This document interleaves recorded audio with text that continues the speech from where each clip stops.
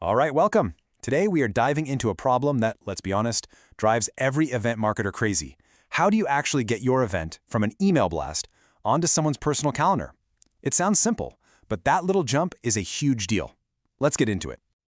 So you did all the hard work, right? You crafted this beautiful email in MailChimp, the copy is perfect, you hit send, the open rates are looking pretty good, but now what? That's the moment of truth. And open is nice, but it's not a commitment. How do we close that gap?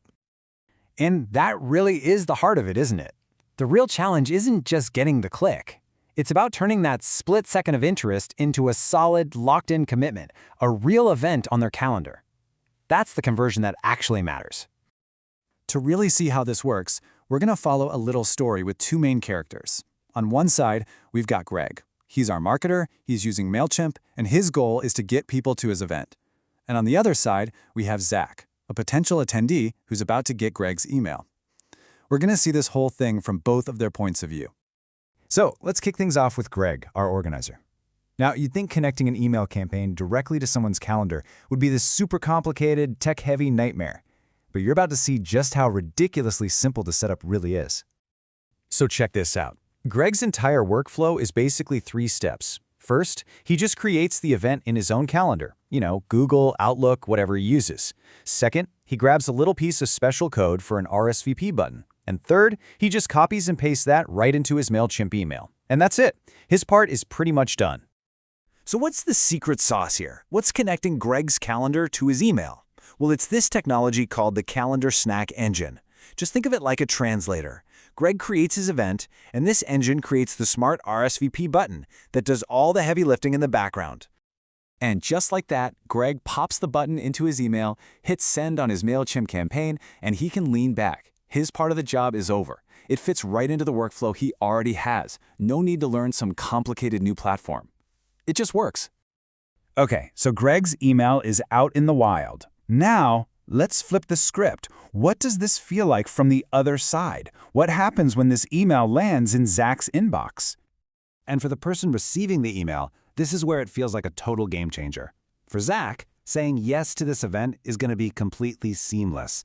All that annoying friction we're used to, it's just gone.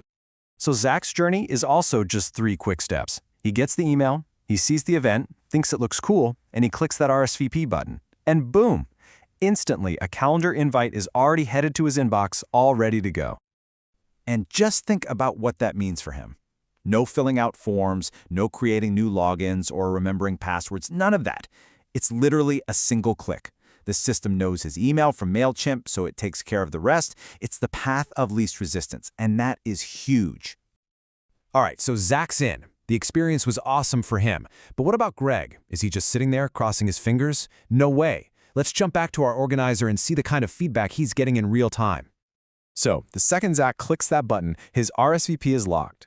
Greg can see this super clean dashboard that shows exactly who's responded, yep, there's Zach, what their status is, and that it came from his MailChimp campaign. We're talking real, useful data right away. Okay, this all sounds amazing, but here comes the ultimate test, the scenario that gives every event planner a nightmare. What happens if things change? The time gets moved, the location changes, or maybe you want to add a last-minute special offer. This is where the real magic happens. We're about to see how this approach solves one of the absolute biggest headaches in event management with live, synchronized updates. I mean, just look at this comparison. The old way is total chaos, right? You send another email blast, you pray people see it, you create confusion with multiple versions of the event floating around. But the new way? You just update your event once in your own calendar, and the system automatically updates it for everyone. Everybody is always perfectly in sync. So let's see Greg do it. He decides to add a new promotion to the event details. He just opens up the original event on his calendar, adds the new text, and hits save. That's it. That is literally all he has to do. And here is the payoff. The system sees that change Greg just made, and it automatically pushes an updated calendar invitation to Zach. Zach doesn't have to do a thing. His personal calendar entry just updates itself with the new info. No confusion, no missed messages, it just works. So, when you step back and look at the big picture, what does this all really mean? Well, it's a huge strategic shift. It's about moving your marketing from the crowded, temporary world of the inbox to the permanent, committed space on a person's calendar. And this quote from the source material just nails it. The strategy is about getting onto the calendar first. Once you secure that piece of real estate, you can work backwards from there, using the calendar event itself as your channel for updates and promotions. So, if we boil this whole explainer down, what are the big takeaways? First, you're going to boost attendance because you're making it effortless for people to commit. Second, you make your own life way easier with one-and-done updates. And third, you get that fantastic, real-time data to see how your campaigns are performing from the very first click. And that really leaves us with one last big question to think about for your own work. Are you still just marketing to inboxes, fighting for a moment of attention? Or are you ready to start building real relationships right there on the calendar? Thanks for joining me.